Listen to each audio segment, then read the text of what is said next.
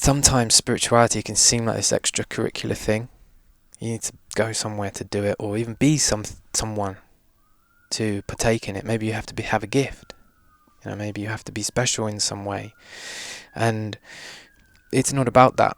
It's about life, human life and living and getting together and renewing yourself through ceremony and renewing the community through ceremony, so you're able to just let go of the tension. And problems come and go, but if you can keep renewing yourself and keep going along that wheel of life, there's a real beauty and strength that can come from that, and that's something I really love about shamanism, because it supports that. It's very human. It's your comfort zone, talking. It seems to be. Yeah. Seems to be. I'm okay talking, yeah. About certain things. Yeah. I like talking about shamanism. Sure.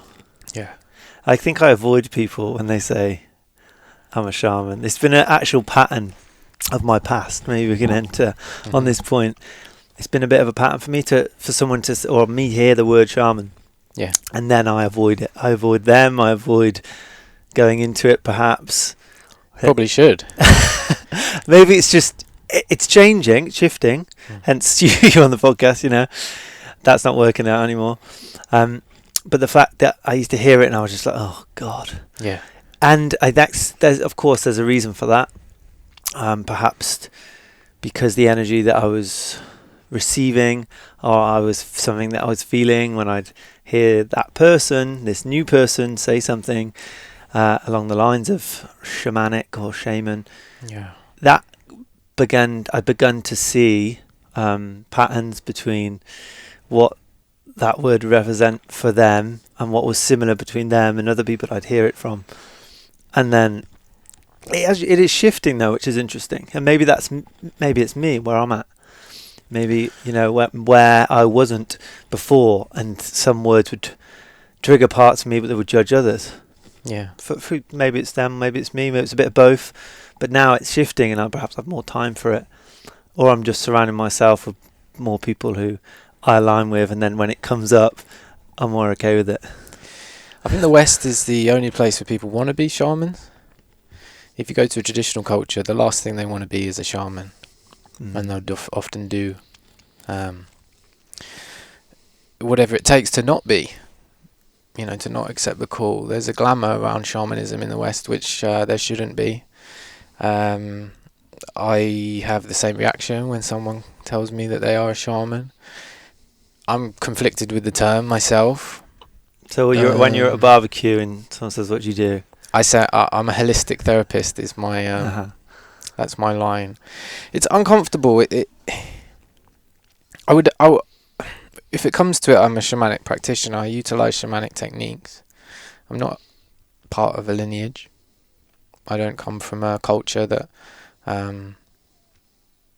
has shamanic belief. It's very new in the West.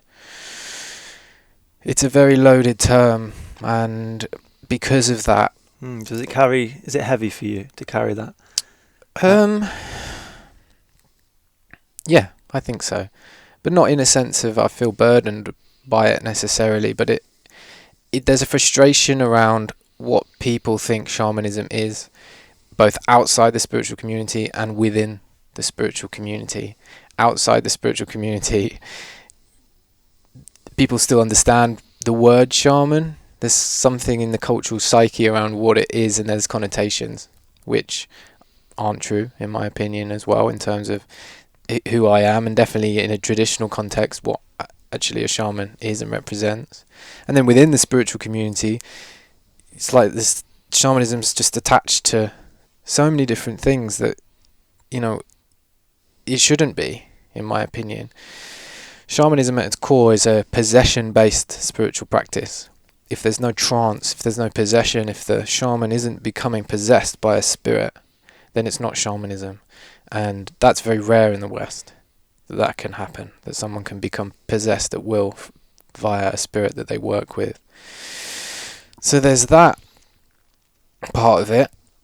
Lots of what you see in the West is this animistic, quite nature-based spirituality that's kind of focused on empowerment, which shamanism in its traditional sense isn't really. Shamanism is more like a science. It's a very complex, intricate, and hardcore version of spiritual practice. It's very dangerous as well, true shamanic practice. And it takes years and years and years to learn how to be a practitioner. And, you know, I've had a strange journey with shamanism, but, you know, from signing up to a course, practitioner training, which didn't really teach me that much, So but what gave me this title initially. What were you drawn to that course above others? Someone gave me a book on shamanism and I was really struggling. And my honest, you know, opinion when I read it was that this is different. This just seems a bit more me. It seems a little bit wilder. It seems a bit more down to earth. But the book I was reading wasn't, you know, looking back, really about shamanism. Again, it was about this kind of chaotic, animistic, drumming around a fire, kind of empowering ritual form of spirituality. But that was my way in. My true shamanic path started when I went to Mongolia, really. And why'd you go there? I don't know yet. I don't know, and I don't mean that in a kind of love that. woo-woo, like, why did you go? I was very sick, Uh-huh. and I went there, and I would say that was my experience with true shamanism for the first time, and it was completely different. And this, I'd been a practitioner, I'd given talks on shamanism, I'd been posting on Instagram and talking about shamanism for 6 years. But when I went to Mongolia, it was like, okay, this is the real deal. How do you feel looking back on some of the things you may have said, or what torch you were carrying for those 6 years? How do you feel looking back? Do you ever scroll back for your account and look at some of the things you posted? And No, I never did that anyway. uh-huh. It always made me feel uncomfortable. Okay. From day one. Writing is an interesting medium. I've just written a book and I've found it really difficult because opinions and your thoughts and beliefs are these magical, interchangeable things that are so fluid. And as soon as you put something on a page, it doesn't change. And I really struggled with that. It's like, this is what's authentic to me now, and I'm going to write it. And then when I read it back, it's like, oh, I don't necessarily fully agree with that. There's parts in it, there's threads which are, you know, a deeper truth to me, but all the accoutrements to it might change a little bit. And I've always found that when I write something, I'm like, oh, okay, that's seems like a different person wrote that. But when I look back, I think, is there anything around what beliefs have changed? The ways you were doing things then, it's changed now completely, or? No, not completely. It's just tightened up.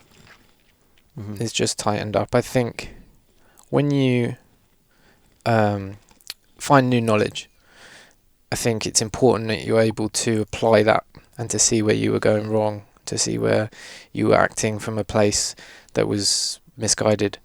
And if you can do that, then I think there's an incredibly fertile landscape to make the change and to improve and to get better. And that's one option. Another option would be to say, well, this is actually working for me, so I'm going to carry on going. And I chose the first option. And so just tightening things up around running rituals, what I was putting out. So as my knowledge has changed, going back and saying, actually, there's something I was wrong about. Meditation is one of them. I always had a very difficult relationship with meditation. And meditation isn't really part of shamanism. No. But shamanism comes from nomadic and hunter-gatherer cultures who are much stiller than us anyway. So if you practice shamanism in the West, if you come from a city like me, you do have to meditate because your natural state is vastly different. And so realizing I was wrong with that, and then cultivating a daily meditation practice and things like that, bringing things in and tightening up and saying, actually, I've got so much to learn. I think before I went to Mongolia, I'd got to the stage where I knew I had a lot to learn, but I thought I knew what I was talking about. I would have backed myself in a conversation with someone, or I would have backed my ability. And I think going to Mongolia was a very lucky thing, because I really saw with clarity where I was actually at. And it was difficult and very, very, very humbling, but also incredibly inspiring. And I feel incredibly fortunate. And, you know, the reason I say my true shamanic path started then is because I realised how complex shamanism really is.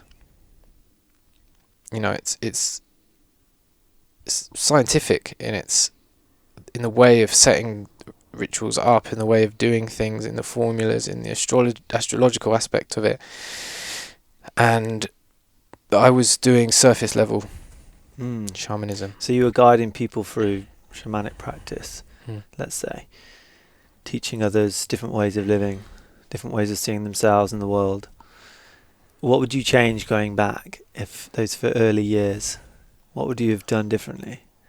Because I think it's intriguing for people listening that see you and have gone on this journey. Like, I don't think that someone said to you, right, you can go now, you can go practice shamanism with other people and you can guide them through things. Like, was that something that did happen? Was someone, you know, were you looking for that? Were you just experimenting with your journey through it and then holding the space for others, should they want to be there? Because I think it's really important to see people's arc of their journey, of how they got into teaching, into practices, guiding others through that, inviting others to be in the same space, and what that kind of looks like in the early stages. Because it does change for everyone. Yeah. Everyone who's really takes it on as their mission, it gets deeper, and things get more rich and embedded in more of their truth and grounding. But I think we all have to kind of, I don't like the phrase fake it till you make it, but there's some level of truth in that. You always have to start before you're ready, almost to how you're going to know if you're good at public speaking if you don't practice public speaking. Yeah. You know? It's true. But also I think as a young man, my ambition got the better of me. And I felt like I had a lot to give. And so I wanted to give it.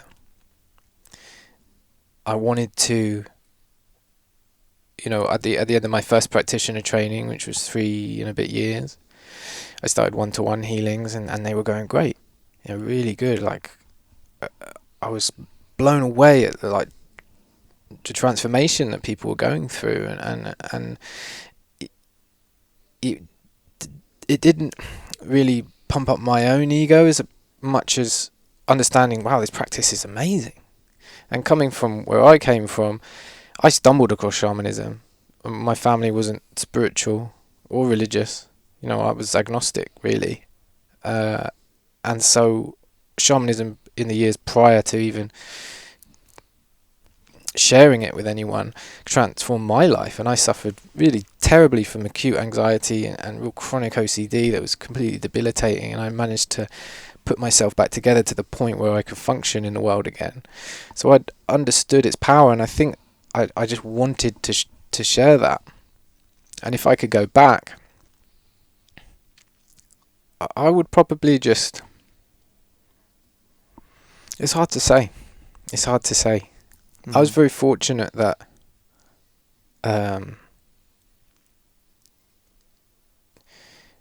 I always found the idea of being authentic very, very important.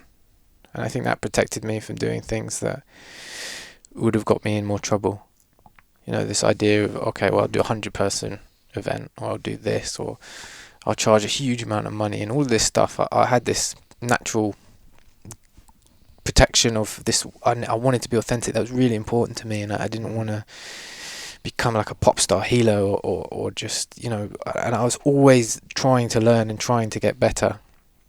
Yeah, check in what you're ready for and what you're not. Yeah. It's integrity. Which is what I think probably, you know, to answer your question about Mongolia, probably what led me there. I was hungry for something. I knew that there was more. I feel like I'd reached the end of a cycle, and I was just stagnating, and it was like this next step that I just couldn't get to. And I was incredibly fortunate of being able to find that and open it up and actually see myself for who I really was with clarity, and be like, okay, you know, there's a lot of changes that you need to make here, a lot, and you are a baby on this path. So you land in Mongolia. Where'd you go? Did you go get a donkey? What's the vibe? No, land in UB, which is amazing modern city. Landed in UB, Ulaanbaatar. I was on my own. I've been put in touch with a tour guide and who's also a shaman, and I just went on a whim, and ended up going into the north, into the Darkhad Valley, you know, having these amazing experiences, which, you know, to be honest, I'm not ready to talk about yet, in terms of what actually happened and like the nitty gritty of it. Did you spend time with nomadic tribes there? Yeah. In the valley, it's old school, really old school. And it was welcoming, or was there a bit of a barrier initially? And amazingly, you know, hospitable. I was with all Mongolian who were going there to, you know, undertake these family rituals and to meet with the elders and to, you know, deal with really serious stuff. And I was sort of, you know, tagging along like a little duckling, not really understanding what was going on, but, you know, being immersed in something and witnessing, you know, the true power of shamanism. You know, these elders who, you know, we won't have practitioners and shamans who are as powerful as them, maybe ever, but if we do, it's going to take generations and generations and generations, you know, like real amazing capacity for healing and understanding of how to work with the other world, and how that can be transformational for people and how healing it can be. And it completely knocked me for six. You know, when I got back from Mongolia, I essentially had a breakdown. It was like, I don't know what way is up, what way is down. It was like it's like someone had turned the lights on to the world, and I thought that I'd been in the world, and suddenly I was like, wow, okay, I've had so much delusion for so long, and it took a while to come back. It took a long time to stabilize after that. And, you know, realizing the responsibility of being a shamanic practitioner or a shaman or whatever you want to call it, realizing the responsibility of it and understanding the reason why in cultures that have real shamans, why no one wants to be one, you know, why there's a real weight attached to the responsibility of it. Why do you think that is? What do I think why do you think there's that responsibility that's carried? Because there's a huge amount of sacrifice. A huge amount of sacrifice. You know, in a lot of ways your life isn't yours. It's something that has to be given in service. Has to be, and that's difficult in the West. To really be of service. Has your life ever been yours? Because that's a concept, really, in a way. Yeah. Or maybe that's the hard part, finding where you end and something else begins, perhaps. Or you start and the collective service type understanding begins and ends. Yeah, I think I think to be of service in and you know, from a shamanic perspective, to be that bridge between the other world and this world is difficult, because there's a massive tug of war going on there between people's problems, which are never ending, and this wild spirit world of, you know, unimaginable power that is you're learning to work with. And that's difficult from a culture that understands that from birth. But to come from a culture in the West where you're second guessing yourself to whether this is actually something that, is it real, is it not real, is it something that can be, you know, really trusted, or am I doing the right thing?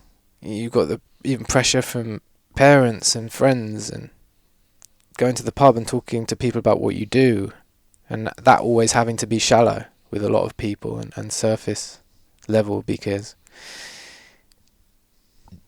there's just a cultural disconnect between the actual role and what's happening. But then also on the other side of that, seeing the same sicknesses pop up and the same reasons, and wanting to help, but you know, it's like a bit of a maelstrom, and it's difficult to stay grounded in that. You know, that's why community is such an important thing, because without people who are going through the same thing, it's incredibly lonely.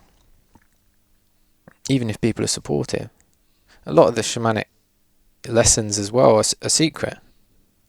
You can't share them. You know, you can't talk to people about them. They're yours to hold, and that's it, and yours to work with, so that can make it more lonely. You know, and I think that's probably in the past. That's one thing I would probably change. I would share less. I would share less. Maybe make that after the podcast. Give it half an hour. Yeah. Yeah. Just about specifics, and I understand. You know, what you just said really resonates around having a very deep and eye-opening experience, to put kind of meaningless but meaningful weird words to it.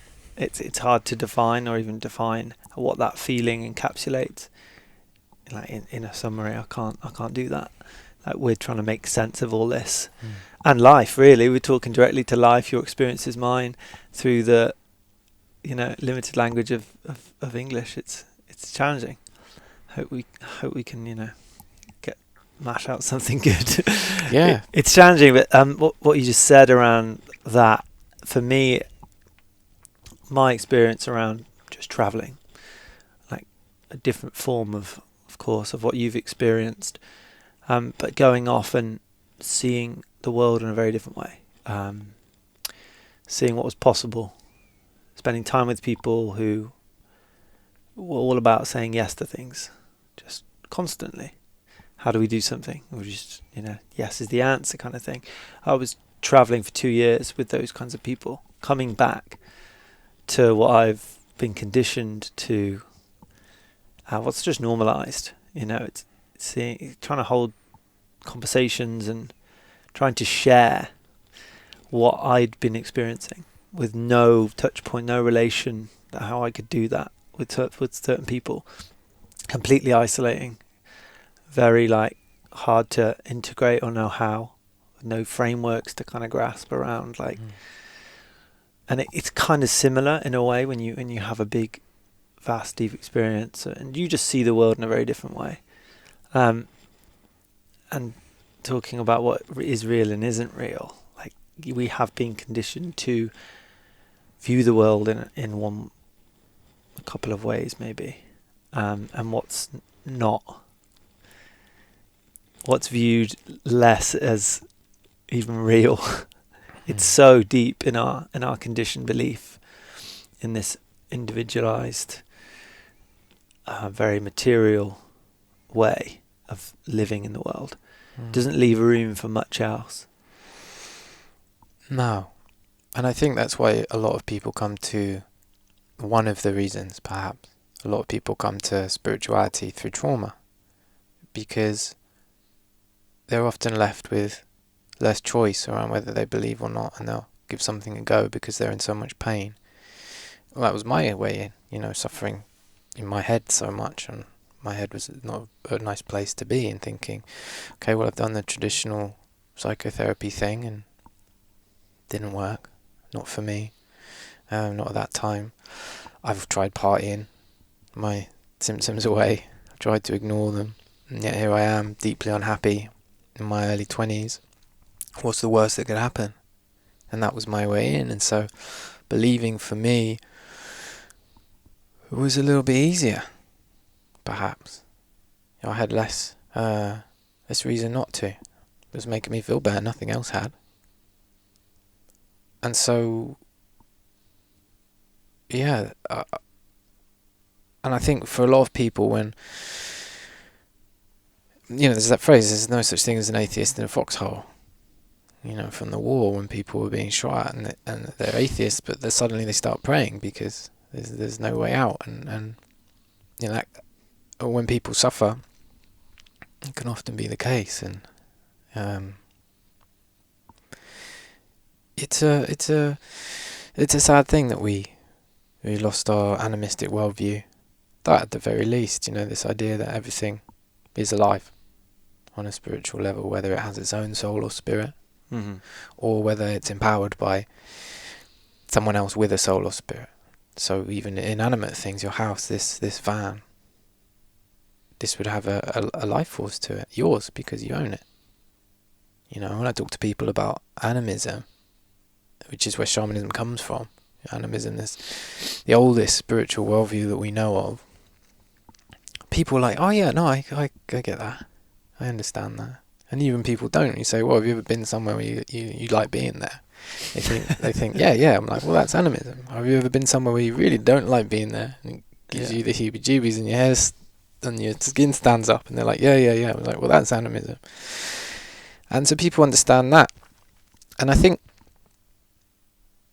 it's all about access points. Who can explain what and how they can explain it? Who can be a bridge, and I think people need different bridges. So the more people that are able to be those bridges, the better.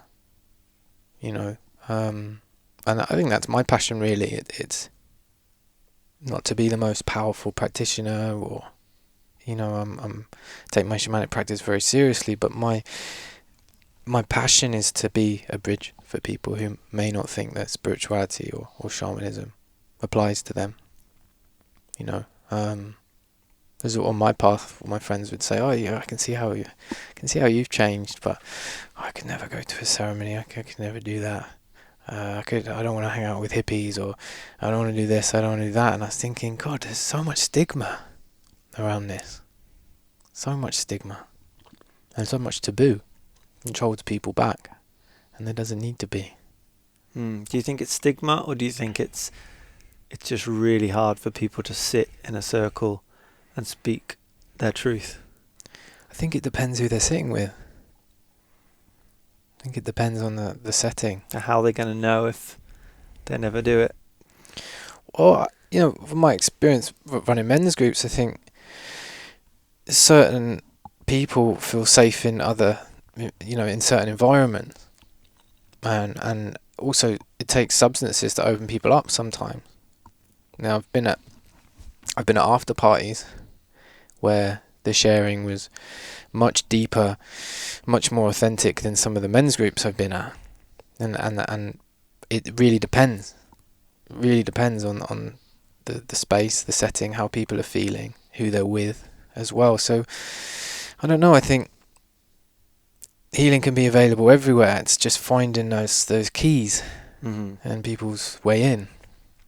For sure. I think definitely there's room for that. I also feel that I've invited men that are okay with doing something new, but ceremony is not for them. They're not going to do it on their own. They're not going to start doing it regularly, but they'll come because they resonate with me and they trust what I say. Yeah.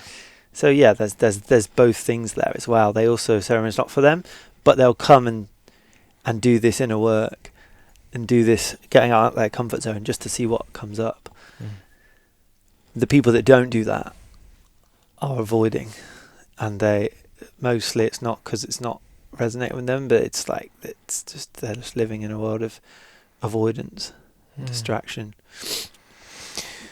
Yeah, maybe, and maybe their time will come, or maybe it won't, and it, you know, can't help everyone, and can only set up the space and see who arrives and see who wants to do it. That could be part of the frustration as well. You know, wanting to, knowing what would be good for someone. Yeah, where have you seen the most,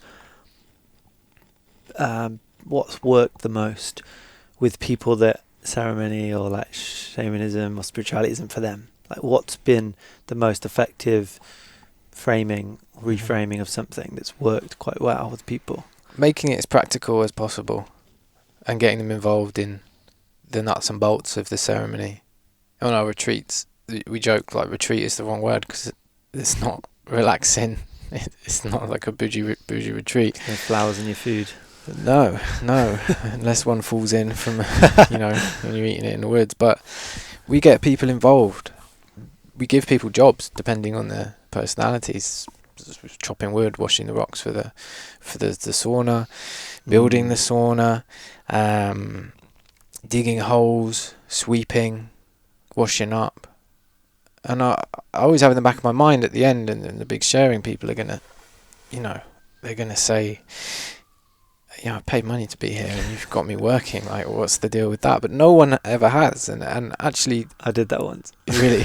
Yeah. Buddhist monastery. Yeah. I was like toying with the idea of like, is that actually happening? Yeah. It's just digging a trench. Yeah. We've had no one. And they say in the sharing at the end, you know, thanks for getting us involved, because people get confused, I think, with ceremony when it's just peak experience. It's like some people have these mind-blowing visions and it's incredible experience. Some people don't. And if people don't, it's like, well, it didn't work. But something about being there from the beginning and building it and getting in the community and seeing how these things are created bit by bit. You know, the peak experience of the ceremony is not the most important bit, in my opinion. The most important part is the renewal of building something physical or energetically and being there together and then feeling in it. I spent so long going to ceremonies with, you know, I brought my whole bag of trauma and sat down and spent all night going through it on my own and trying to shield it from other people. And I went to this ceremony once, this all-night ceremony, and I used to arrive in my car. I didn't really like the small talk. I used to arrive, get changed, just as it was about to start, and go down and get in and take my seat and have my, you know, emotional baggage and do my thing, and it was okay. You know, it was great. You know, I would experience what I thought was healing, but I'd deal with one problem and then another one would pop up. We've all got that friend who always is going through something. Yeah, and it was like whatever was causing the fear in my mind was like a spotlight. It was like, okay, we dealt with that, but what about this? And it was like, okay, this is a real slog. But once I turned up, as I usually do, and as soon as I got in my car, like the heavens opened up and it started completely just pissing it down. And the firekeeper handed me a shovel and was like, you got to dig a trench around the teepee. I was like, fuck, really? Like, okay. So I did it and dug it. I wasn't happy about it, and I was the last in, and I took my space, and I was soaking wet, and my hands were raw and bleeding. I was so uncomfortable, and these ceremonies, they're uncomfortable anyway. You know, you've got to sit upright, and there you go from sunset to sunrise, and you know, it's an ordeal, even when you're comfortable. And I was so angry for the first half an hour, and then people started thanking me for digging the hole, which I didn't expect that for some reason. And was it to keep the water in or something? To let the water drain so it wouldn't go underneath and ruin the ceremony, which is really important, because when you decide a ceremony has to go ahead, it has to go ahead. And so it was like it was a big responsibility. It was just thrust upon me. Sure. And the fire started heating my skin and my clothes, and my hands were tingling, but people were thanking me, and I realised, like, I wasn't actually in my head, I was in my body, and I was just so thankful for people being honest and saying thank you, and then they were praying for their own problems and crying and laughing, and then I was just so thankful for the fire, and it taught me something about shamanic ceremony, which is it's about being together and not digging through your mind. If you make shamanism a psychological exercise, you're missing on a lot of the power of it. It's not psychotherapy. That's an aspect to it, and psychotherapy is amazing, but it's different. Shamanism's different. There's a magic that's created in ceremony which is impossible to explain. And when people get together and it's set up correctly, and you remember what's important in life, and that's often so simple. And if you can come back to the real simplicity of life and what actually is important, it's like you suddenly grow, and your problems, although they're still there, they seem insignificant. And that was the most healing ceremony I ever did, and I joke with people, the most spiritual thing I've ever done is dig a hole, and that was a real light bulb moment for me. And that's important, the practical nature of getting people involved, because sometimes spirituality can seem like this extracurricular thing. You need to go somewhere to do it, or even be someone to partake in it. Maybe you have to have a gift. Maybe you have to be special in some way. And it's not about that. It's about life, human life and living and getting together and renewing yourself through ceremony and renewing the community through ceremony, so you're able to just let go of the tension. And problems come and go, but if you can keep renewing yourself and keep going along that wheel of life, there's a real beauty and strength that can come from that, and that's something I really love about shamanism, because it supports that. It's very human. Mm-hmm. Yeah, a lot of our resistance creates the actual problem. It's like our relationship to the things is the biggest hurdle to kind of get around. It kind of leads us on nicely to the main thing I want to talk to you about, which is really this individualist, collectivist conversation. It's like, are these things ours? And when do you start and the collective begins? Like, where those lines are in terms of, pathologizing, even what you just touched upon. It's like pathologizing psychology, and like, it's me sat in that very, picture that you've articulated. You sat and just dealing with your problems on your own, hoarding your emotions like they're all yours. What are your thoughts on that, and how can you articulate like what that feels like for you around, are these things ours? Like, how much are we missing out on? What is the cost of sitting in your yoga class on your mat and just, this is for me, this is for my practice, and I'm doing this to feel good, to feel well, and it's the concentration is on me, which isn't the root of yoga. It's not the root of many spiritual practices that people are doing, but they're viewing it through this lens of, this needs to be for me so I can show up better. And I'm not saying it's not valid, but it comes at a cost. And what's the issues of that? What actually comes at a cost from? This is a big question. I think generally in the West we don't understand the nature of the mind. We don't have good enough tools to understand it, and we're so imbalanced. Western culture is full of different pollutions and behaviours that have been normalised for years, generations, and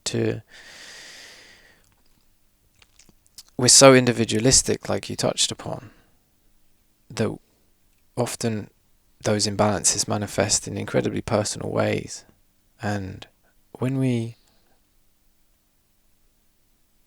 experience anxiety or depression or OCD or other mental disturbances, we often feel like we're the only people that they're happening to, I think.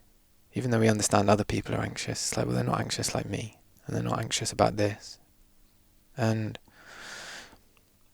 until we have a really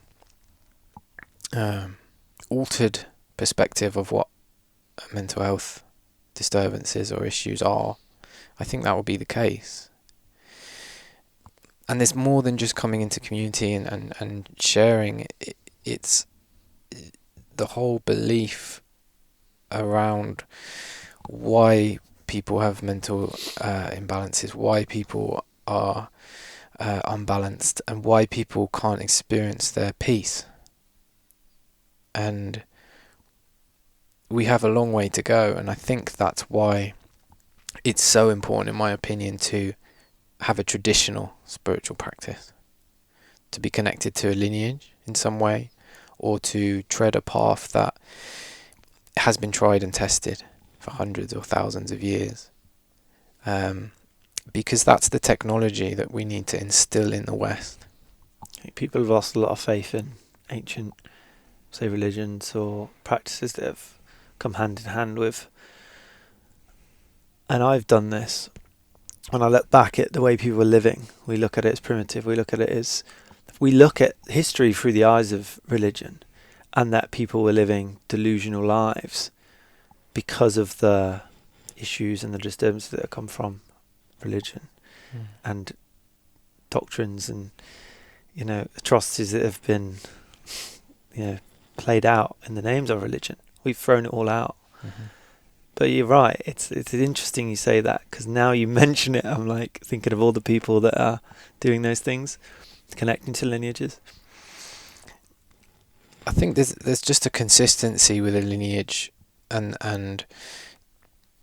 in the West we are so early on our spiritual adventures. That's one way to put it.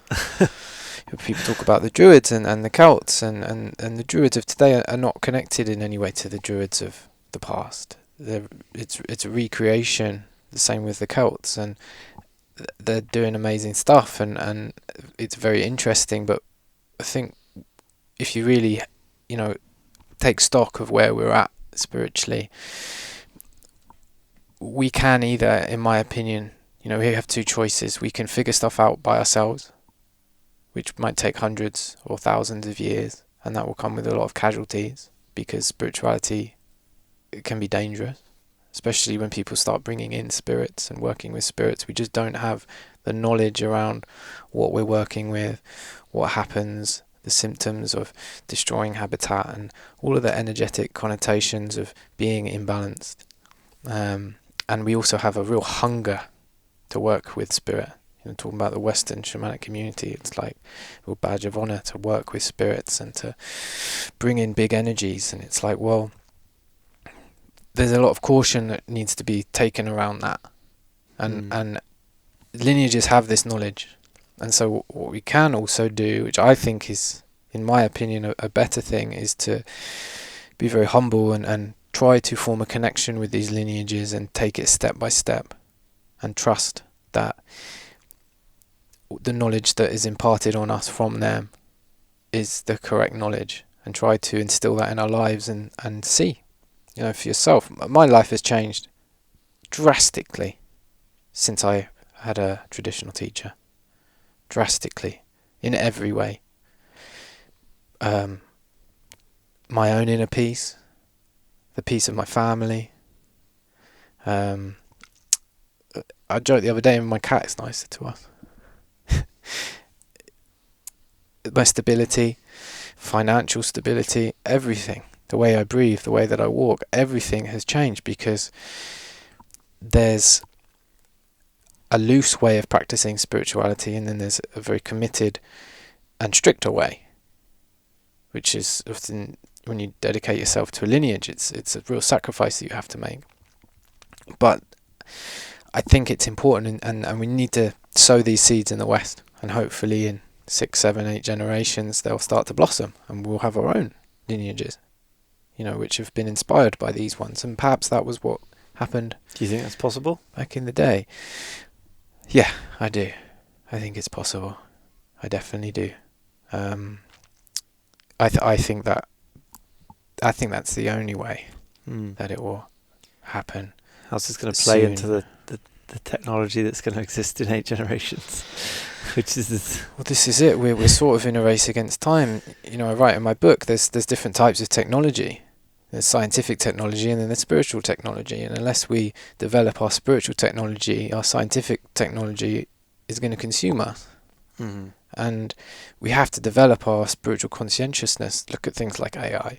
Look at things like agriculture and how we're mining and destroying the planet. You know, I think it's 80% of the world's biodiversity is stewarded by 5% of the world's population, indigenous and traditional people. The vast majority of them, I'm not going to say all of them because I don't know, but definitely the ones I know of are animist or shamanic. Their spiritual technology allows them to live in balance because they understand that to work with this and the imbalances that would be caused if they were to disrespect that are not worth it. And, you know, in the West there's so much sickness because of all the imbalances. And so, yeah, I think it's very important that we start to come back to these traditions that have already figured stuff out spiritually. So if one was wanting to get a traditional teacher, how would that look for someone? This is the difficult. And who's to say someone's traditional if someone isn't? What does their age factor? Like, because people will also cherry pick what they want, and they won't take on it all. Out that I feel like it gets diluted over time if there's not like a more cultural identity around it. Yeah. Because we'll go individually to this teacher, they'll teach us things, and we'll do some of it, and we'll feel like we're doing all of it because that's what we are focused on, and that's all of it to us. But it's complex. I think it feeds into like our cultural identity and what men are suffering with mainly, which is identity of what it means to be a man. It's like it's changed so quickly, and people struggle because of that, and we've lost our cultural identity. I think that's one of the biggest things and that feeds into the community. Like, do we feel a part of something? Yeah. That's got us through so much. Like that is allowed, in my view, people to reach 90 with a poor diet because their health comes from that identity, that richness of who they are in a bigger sense. Yeah, there's a huge amount of power that comes with identity, and then alongside that identity, meaning and purpose. And if you have meaning and purpose, then suffering can become transformational. And you look at all of the incredibly difficult jobs people have had meaning and purpose and identity, and how they can face those things. And, you know, that's a big part of therapy, finding meaning in your pain. You know, that can be as simple as changing the perspective from I'm so anxious it means I'm terrified and I'm weak to no, there's a part of you that's anxious because it's trying to protect you. And you can look at that with you can meet that with open arms. And you can change this, instead of trying to get this voice to just fuck off and leave you alone, to saying, oh, thank you for protecting me, you were actually the only one that was ever there for me. Changing that, and their suffering's the same, but it becomes transformational because there's purpose to it. And I think a lot of men are struggling with purpose and meaning, something deeper, you know.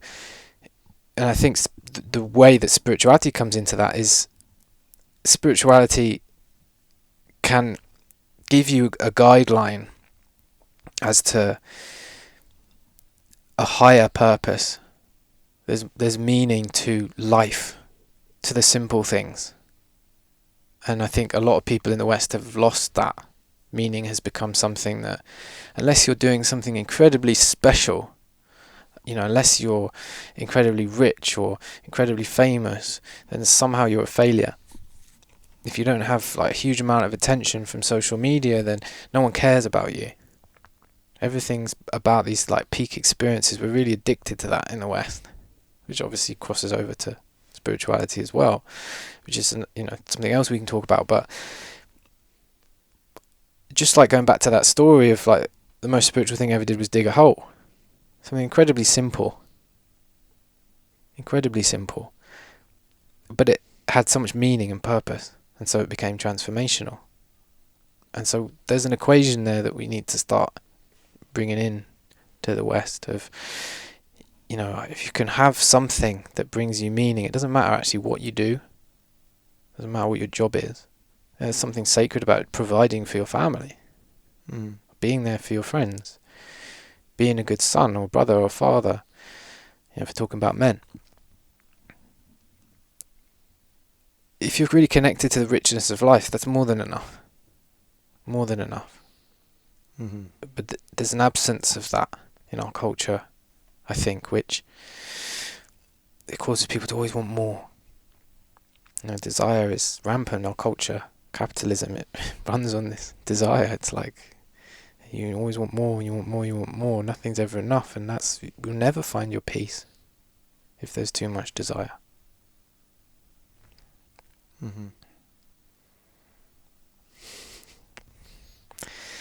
So, yeah, I mean, we're in a big mess, but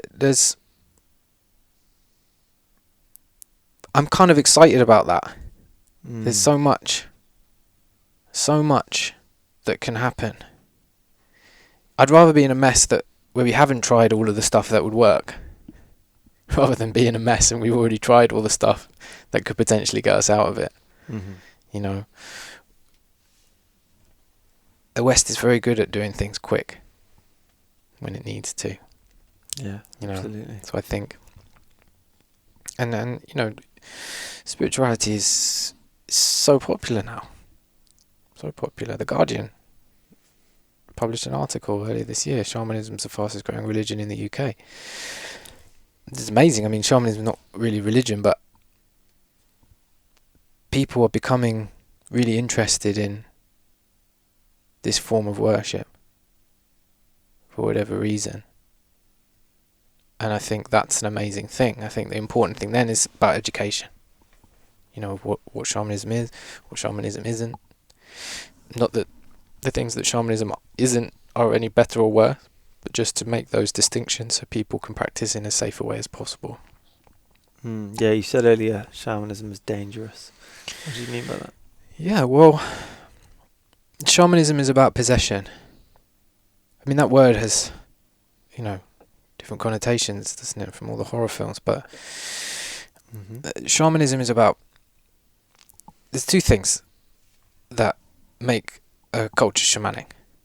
One is that they prescribe to an animist worldview, you know, that everything has a life force or spirit, or is empowered by something with its life force or spirit. And the second thing is that there's someone in that culture who can at will become possessed with certain spirits that they work with in order to deal with worldly issues of that community. Heal people who are sick. Find out where the animals are if they're a hunter-gatherer society. Make sure that the rain comes. If they are agricultural, deal with luck. Deal with the imbalances that are created by day-to-day life. And that work has to be verifiable, has to work. If it doesn't work, then they're not considered good at what they do. So when you say make sure the rain comes, so to someone that is going to have a more non-shamanic way of viewing, what do you say to that? How do you speak their language to justify what you're saying around the forces that are at play, around our connection to those things? Honestly, I don't try to explain it or change someone's opinion. That is just what part of their role is in certain communities. And that's as far as it goes, I think, in terms of explanation. You know, if you read these anthropological books about shamanism, that's what's in them. Because I think that's where people draw the line. They hear something like that and they think, this is a joke, this is ridiculous, because how can weather patterns be alternated by the power of your will? It's like, it speaks to the stuff in the Bible that isn't literal, but it's said in a literal way. Yeah. So it's people just throw it out because it has the same taint. Yeah, and I'm not surprised. Mm. And yeah, I don't have an answer to the question. I don't know. I don't know how to do it. You know, I've got no idea. But the power of our will is strong, right? Because we can do things that do affect life. The law of attraction, for example, it's quite simple, but it works. Yeah. You know, you will attract what you think about the most. Will is part of it. Yeah. But it's the ability to work with. You know, again, comes back to the animist worldview. The rain is animate. Anything that's animate can be met with, if you know how. Water, the power of the sea. Yeah, can be met with, and you know, the furthest I ever go to explaining it, I suppose, is in the West we have scientific capability to do certain things.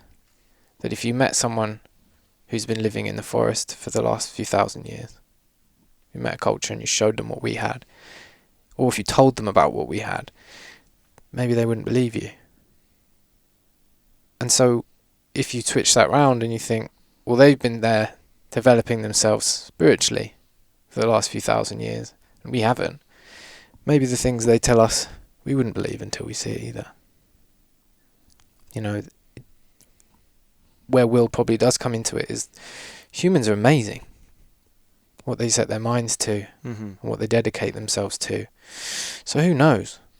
I think there's a difference though, because around spirit, because I'd love to talk to you about what spirit means to you in terms of accessing forces and energies that are omnipresent, let's say. But I'd love to talk to you about that and bring that in, because it's a big part of shamanism, right? Yeah. Like communicating with those forces. I forgot what I was going to say. What was the initial point I made? Yeah, I think when people get that conversation about the science and the West, and then kind of turn that on its head, absolutely. It's completely valid. Like when you've refined your own awareness, things open up. There's subtleties of life that you can access, which if you start to measure everything, that awareness dissipates, and you start to get a very narrowed focus on things, looking everything through a microscope. It changes, and we've definitely done a disservice to disconnecting ourselves from the world by trying to analyze everything under a microscope. So we've disconnected from the whole, I believe, from doing that, and that's kind of what science does. It gets very much like, as we say, it's very much like a religion, because you start to then shape the belief that the only thing is there that you can measure. Yeah. And that's also, and we analyze everything. Yeah. And that kind of feeds back into the psyche. We analyze everything in the psyche through words. Yeah. What can't be analyzed is also valid. It's also there. We can't put a word to something. You can't put it in a neat box, put it on the DSM, and then throw it out there as like, now we know what that is. Yeah. I think what connects true spirituality and science is both have to be verifiable, and you have to prove the outcome of both. And with shamanism, if the outcome can't be proven, then it's not considered real in traditional cultures. It's not metaphorical or symbolic. It's real. If someone has a tumour and they go to a shaman, and the shaman does their work and the tumour doesn't disappear and they said it would, then it didn't work.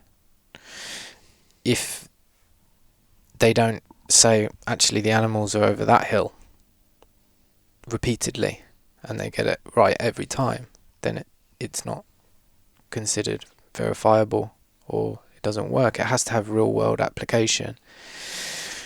And spirituality in the West often doesn't have real world application. It often is quite symbolic, metaphorical, has a dreamlike quality to it, which can be incredibly transformational as very logical and rational people in the West. Probably need a dose of that. But, you know, a divination, for example, which is the first step of a shamanic healing, unless the information they're pulling out is correct to the T, then I would be wary of working with that person, personally, because they're not as good as they should be. You work with a traditional practitioner, they'll tell you exactly what happened, when it happened, where it happened, and what has happened to the T. You know, they'll pull it out of whatever divination method they have, like an X-ray. You know, not just shamanism. If you go to a Tibetan medical doctor, they'll check your pulse and tell you exactly what's wrong with you, like an MRI. And these forms of spirituality do exist. It's like when I went to Mongolia. It was my first experience with it. I was like, fucking hell. I thought shamanism was working with the deep symbolic psyche, and, you know, my divinations before was like, oh, I'm seeing a tree, what does a tree mean for you? And it's like, you know, someone will be like, oh, actually, you know, what does a tree mean for me? Oh yeah, I need to stand strong in my relationship. And it's like, okay, well, that can be transformational as well, but that wouldn't fly in traditional shamanism. It wouldn't be seen as effective. It would more be like, you're having issues with your relationship because they're doing this and you're doing this, and this is when you met, and this is how it needs to be resolved. So it's like on point every time, and it has to be.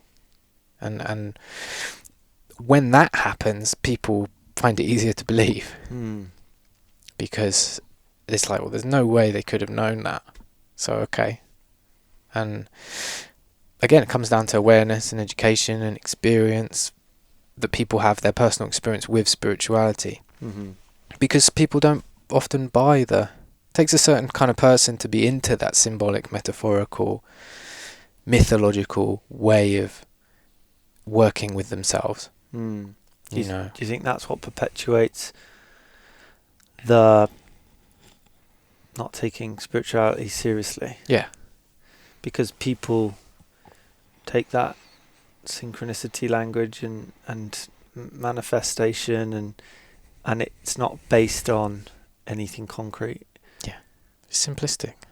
And it's surface level. And I really want to, make a point that can still be transformational and life-changing for people.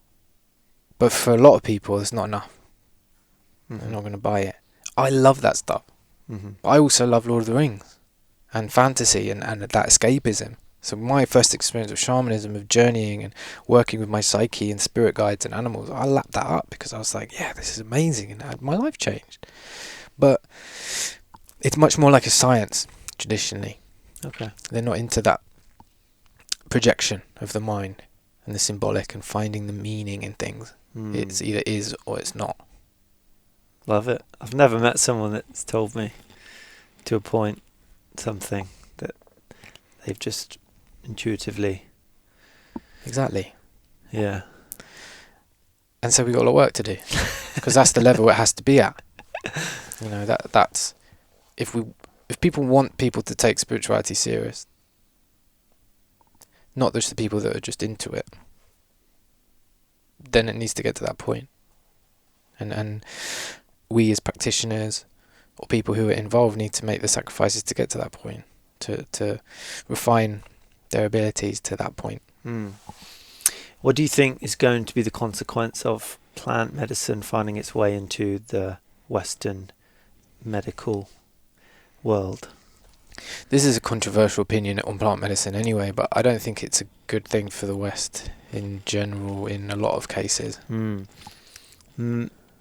That's fair. in terms of it's inevitable in terms of like drug assisted psychotherapy, things like that. I think that's going to happen. I think Me too. it is going to happen. But what do you think the consequences of that happening in the model that we exist in now, where we're analysing things and we don't have this language to, or even we don't have. I'm trying to speak from me, but I fear that people in that world aren't as connected to themselves and as honest and truthful as, because we've all experienced that. We've all experienced this rigid, very masculine energy in the medical system, which is, it's very stifling and it feels tense and and I fear it getting into the. I only just started really thinking about it recently, but it's like what are the consequences of that, and what's that going to do to how people view the healing modalities, which can be and are. We could do a whole podcast on this, honestly. You got a few things, I think. Just I suppose outline my position. And I think you're talking about the difference between more indigenous style plant medicine ceremonies, where it's looking at it from a more shamanic or animist viewpoint, and then you've got these almost this crossover into Western medicine, where people are in a hospital setting or clinical setting. Yeah, because I think people are rooting for that, and I am as well, just to like bring certain psychoactive compounds into more available spaces. Yeah. And just change our rigid mindset around it all. That's what I'm up for. But then I'm like, whoa, hold on. Is this necessarily like... I mean, stats don't lie, and there's a lot of good work happening in America and places like that. Like, it's really, really... It wouldn't find its way in if it wasn't working. Like, just change just doesn't happen very quickly like that. But it's like there are consequences. I'm just intrigued to get your approach. It's not like it needs to consume the whole conversation. Well, I think for a lot of people it could be better for them. Sure. Peak experiences like psychedelics, a huge part of that is the cosmology that supports them. If you look at indigenous plant medicine, the plant medicine is the tip of the iceberg. Underneath that, it's the songs, it's the mythology, it's the food, it's the landscape around them. All of this supports that peak experience. The community aspect that understands what happens in that peak experience, and that people can go through transformation, and that transformation is a necessary part of life, and symbolic deaths and transitions in life and initiations are important. And so it's held underneath by a huge amount of information that's shared and has been handed down ancestrally. When people experience these peak experiences in the West and it aren't held by all of that, every now and then it can be very bad because the experience is too much. It's like being plugged into the mains, and then when they leave, they don't have that holding. They don't have the understanding. They don't have that cosmology behind them. So it's very difficult to put into action what has happened. But we do have, I don't know if it's cosmology, but we do have a history of clinical medicine. And so when perhaps that will allow people to lean into it. It really depends who it is. But if you're talking about the mainstream, maybe that is better for them than to have these huge spiritual peak experiences, which is like this amazing firework display. And people talk it's 10 years of therapy in one night, which sounds amazing, but it's sometimes hard to integrate one therapy session, let alone 10 years. And so people fall apart after the ceremony. And a lot of my one-to-one work is people who have had plant medicine experiences that they can't come back from. And I've seen the damage that it can happen. And to be honest, that is pretty much always people who've gone to sit with Westerners who are offering plant medicine, not indigenous people or traditional people who've grown up around that medicine. But I think lots of the Western issues come from imbalances, as we spoke about. Psychedelics can imbalance, and sometimes that can shock someone out of their patterns and habits, which can be beneficial, but at some point you have to balance yourself.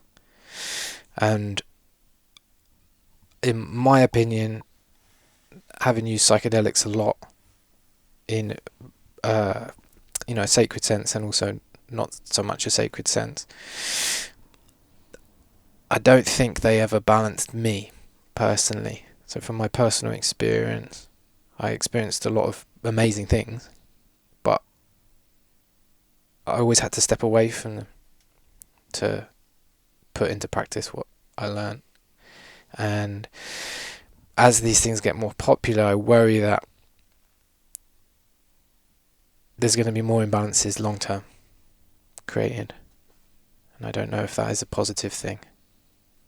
Well, that's definitely not a positive thing, but I don't, if that is the case. It might not be the case. If that outweighs the contrary to that. Because in an indigenous sense, it's hard to comprehend how seriously they take these medicines and how sacred they are. We don't really have anything in our culture that is given the same importance. And often they'll be married to the plant.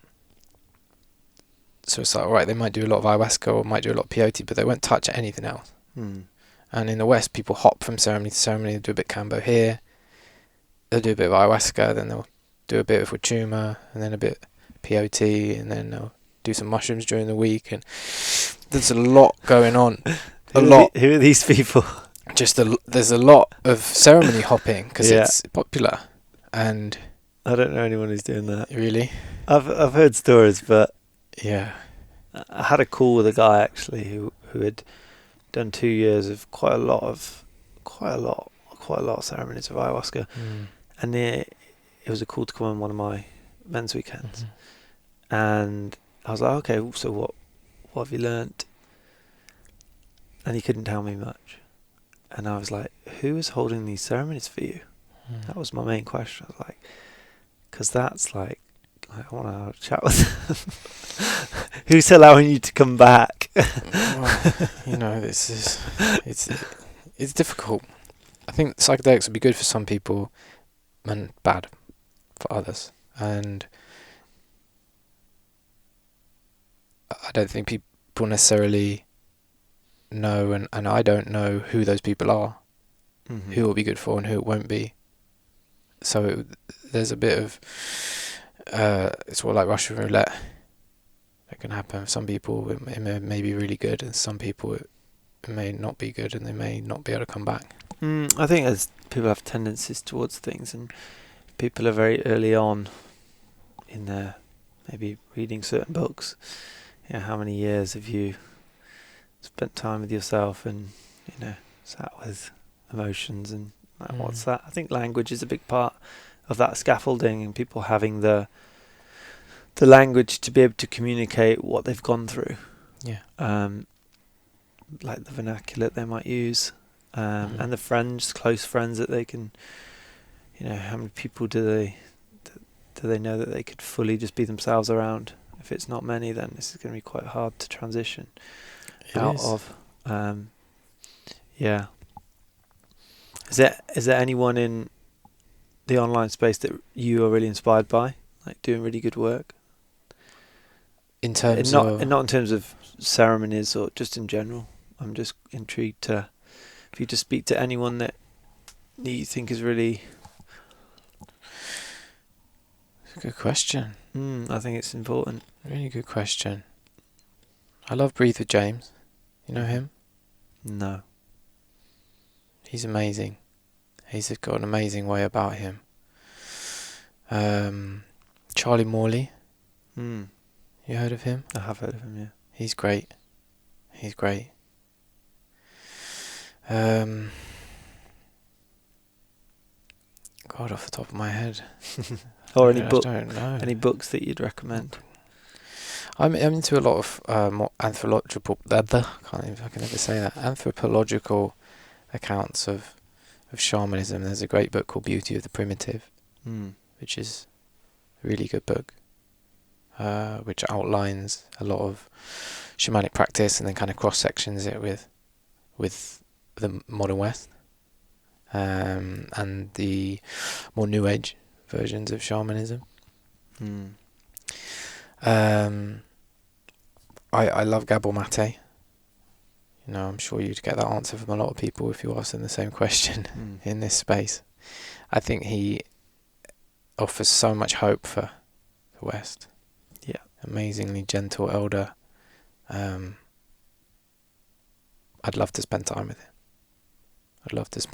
him.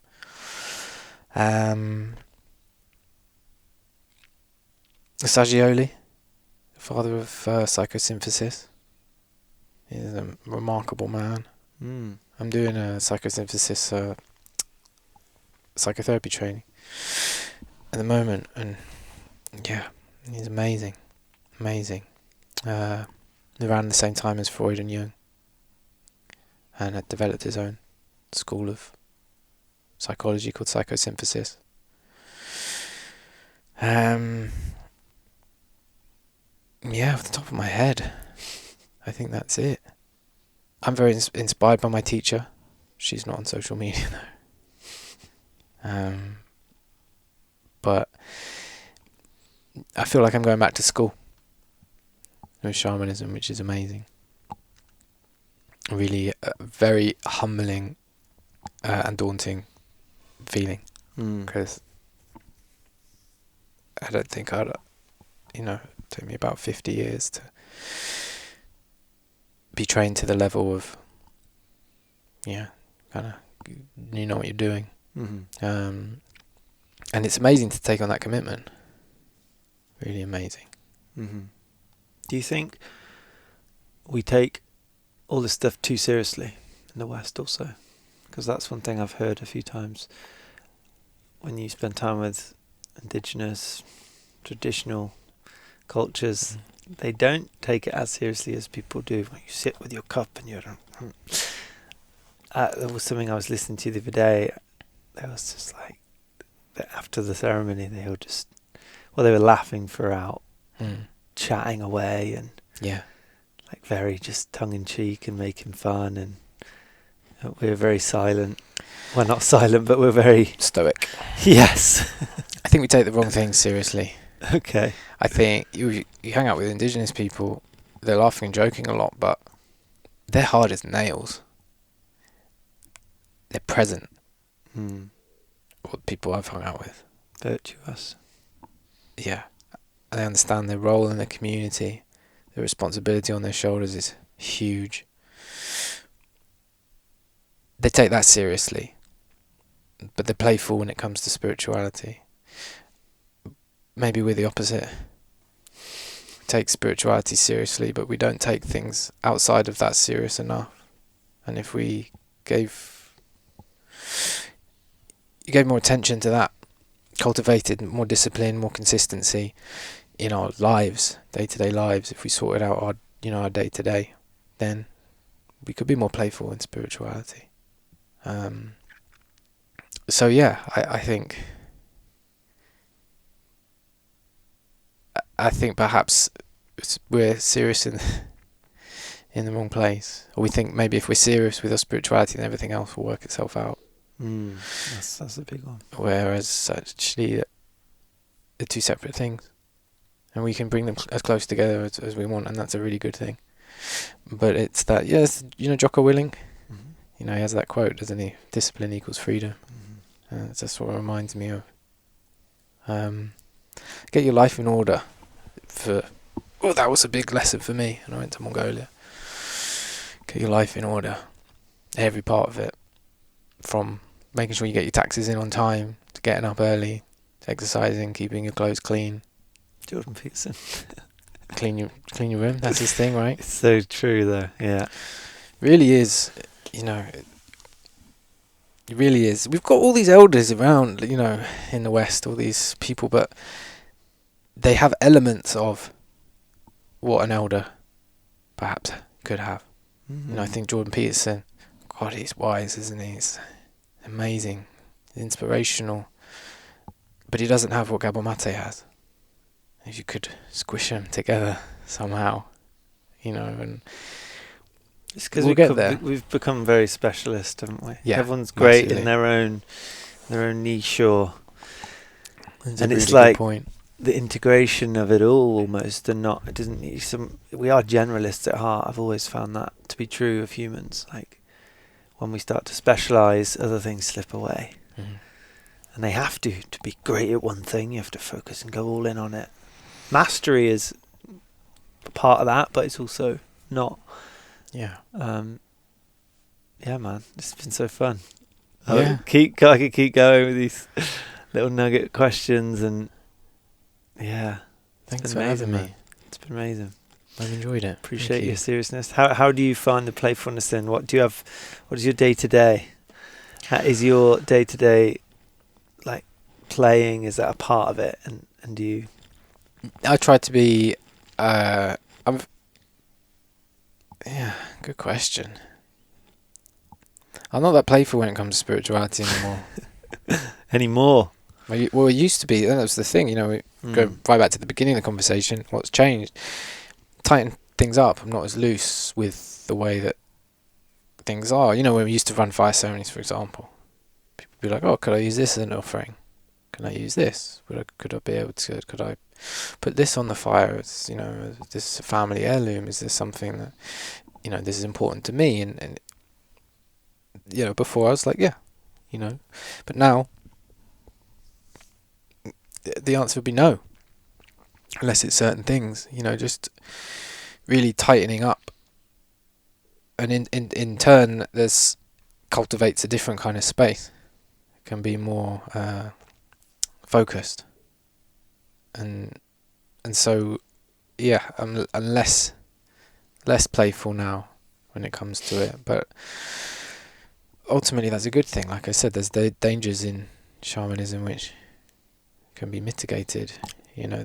Careful's a nice word, perhaps. Yeah.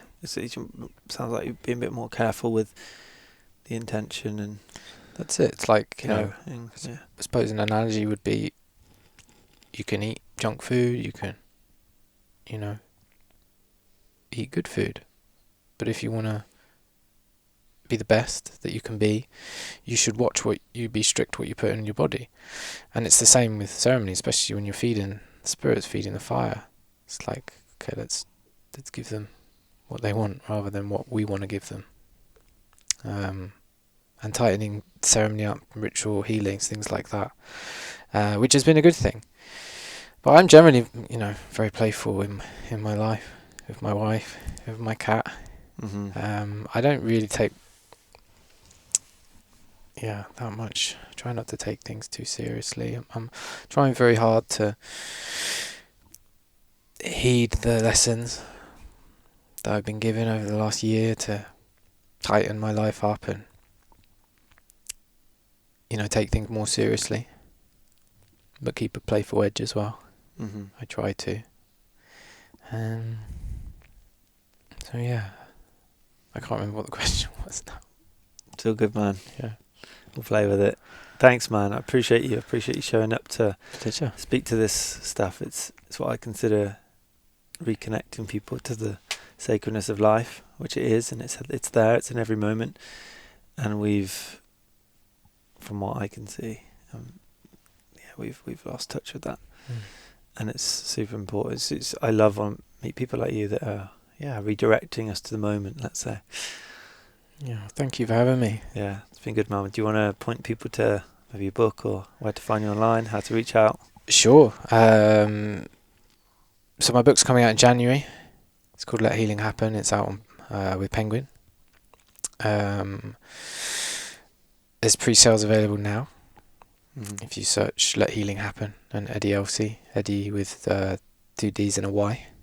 You can find me on Instagram, Eddy Elsey. My website is Street Spirituality as well. So between my website and Instagram, that'd be the best place to reach me. But get in touch. Get in touch if you're interested. Are you getting retreats coming up? Or not retreats? I took time off retreats this year to concentrate on my book. Yeah. So just one-to-ones at the moment, one-to-ones, and I'm depending on when this comes out, I've got a online course called Demystifying the Healing Process, which is going through the undertones of healing, the threefold process that we all go through when it comes to transformation, to try and depersonalize it a little bit, and to see how we can, or what we can seek to expect in the different stages, and how we can navigate them and come through the other side. And that's in July. That's it. I'm having quite a year this year. Nice, man. Yeah, love it. Shout out to Jamie Clements. Do you know him? Yeah. So he first put me kind of on your nice page. Thank you, Jamie. Yeah, man. Good. It was great to chat. Thank you very much. Yeah, it's beautiful, man. Anything you want to leave us on? Any last? God, no. I don't know. Doesn't have to I'm be. I'm always not good at answering that question. There's too much freedom. You need some discipline. That's it. Get in touch if you're interested in shamanism, and if you're interested in practicing shamanism especially, and you have resonated with anything we've spoken about around lineages, finding a way to do it in a way that has been practiced for many years, then get in touch, and hopefully I can help your search, point you in the right direction if possible. Beautiful, man. Let's close this space with a hug.